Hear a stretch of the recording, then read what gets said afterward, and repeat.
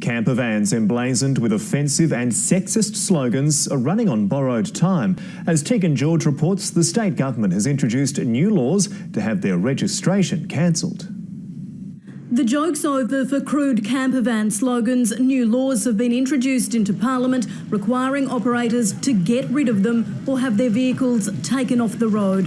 There is no place in Queensland for sexist, misogynistic rubbish on full display. If companies like Wicked don't comply within 2 weeks of being warned, their vehicle will be deregistered and won't be allowed back on the road until the slogan or cartoon has been removed.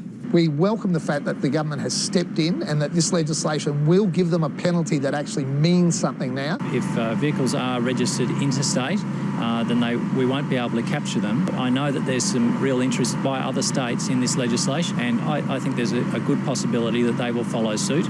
It comes as the Palaszczuk Government debuted a new look in Parliament, Bill Burns stepping in as Agriculture Minister as Leanne Donaldson was relegated to the back, not far from another ex-minister who's vying for the job.